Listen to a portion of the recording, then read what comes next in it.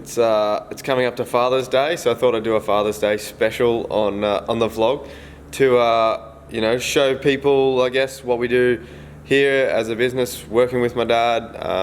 Spent a lot of time with him. He's one of my best friends, so it's which is very fortunate for me.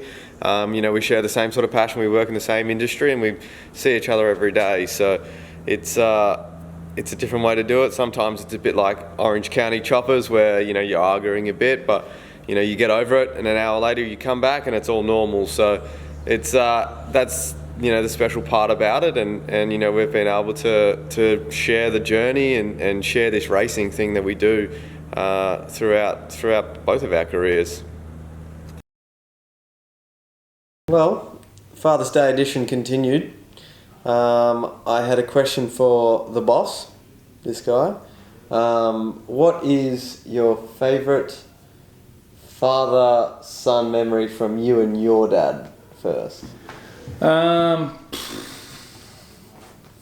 never thought about that, to tell you the truth. Maybe we have to shoot this again in a minute. I was thinking about me and you.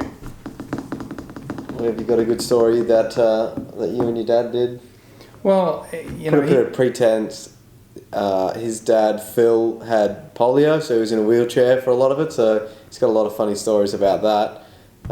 Being a car salesman, using all you have. So Dad was a polio victim when he was 16, and so since Kim and I came along, he was paralysed, and so he used to walk on crutches, and he was in denial that there was anything wrong with him. So it was we spent a lot of time growing up. He had a very similar sense of humour to me, unlike my brother, had a sense of humour like my mother. So we were very close. We used to do a lot together. He used to love going to the races with him as a child, and then. I can remember one day he said to me, you used to be Phil's son and now I'm Brad's dad. So I'm waiting for that day.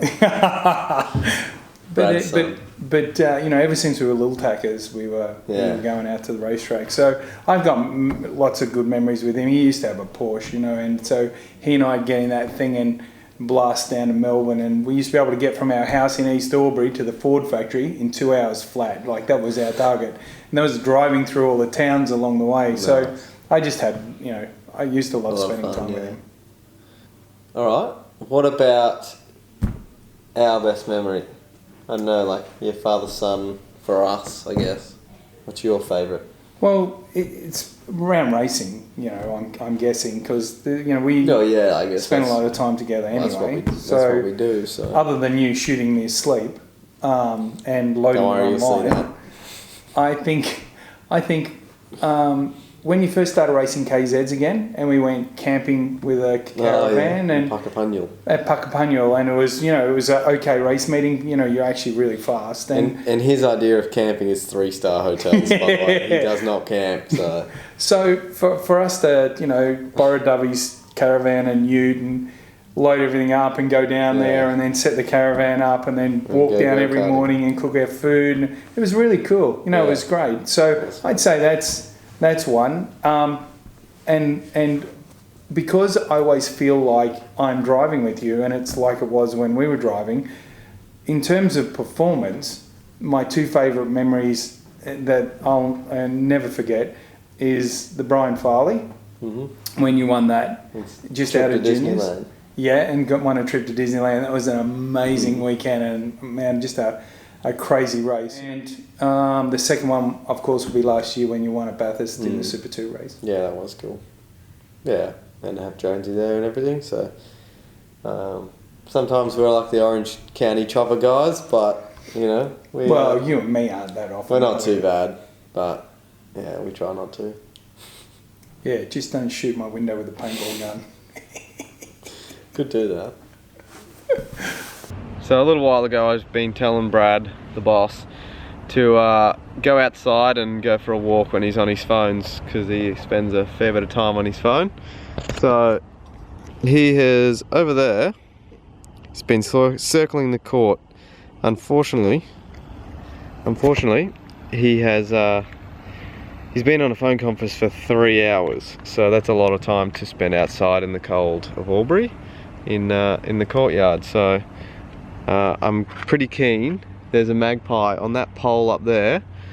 He's nearly magpie season, so he's gonna start getting swoops soon, and I'm excited. I know it's bad, but it's gonna be pretty funny, I'm not gonna lie. Another thing I wanted to touch on is the fact that me and him are complete opposites yet the same. So I'm a morning person, he hates mornings. I'm a health nut, he is You most weren't always a health- unhealthy. Yeah, you not weren't always a always, health but he is the most unhealthy person or eater you've ever seen. He can sleep anywhere, I can't. Anytime. He can relax, I definitely can't. He can watch TV, I hate TV. What else have we got? Well, I don't know. It's not sounding He's good. old. But, you know, we get along great. You know, we spend a lot of time for two people that have got those few traits. I mean, we share motorsport. But we share more than that. Yeah, and obviously. we spend a lot of time together. Yeah. And I'm very patient. Did you mention that? You think that? I am. It's true. I am. Yeah, I'm very patient. Yeah. Oh, I can imagine.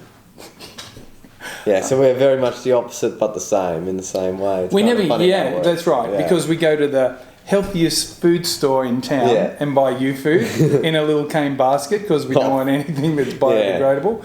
Not that I give a shit about that. And I race cars for a living.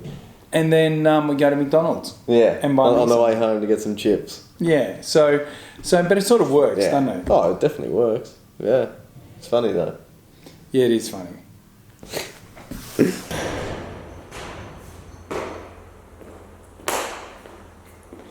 Right, so I wanted to briefly chat about the ending to this episode. I wanted to chat about my dad and sort of what he's done throughout his career and how hard he's worked. And you know, I'm very proud of him for what he's done. And you know, I couldn't have done what I've done in my life without him. He's been a big part of my life with that. He's given me a lot of opportunities to do the things I want to do in life and achieve some things that I set my sights to. He's been through a lot of hardship when his father went broke very early on in his life, which sort of made it difficult for him. And he has a lot of stories about him waiting at home in his apartment in Albury when mobile phones weren't a thing, and he's waiting for the phone to ring. And that's hard, but he's you look at what he's sort of built now with the team, and he goes through a lot of hardship with sponsorship is very difficult to find for the teams, and that is the sole way we go racing is through sponsorship. It's a business, and it has to run, and it's very difficult, but very proud of what he's done and what he's achieved throughout his career. And I don't think he ever thought it would be as big as what it is, with 47 people and running 7 cars out of the shop. And yeah, it's awesome though, and I'm glad to be a part of it, and we'll see where the future brings us. Thanks for watching, guys. Like and subscribe below. It helps. It's definitely encouraging me to get more videos out there for you. So thanks.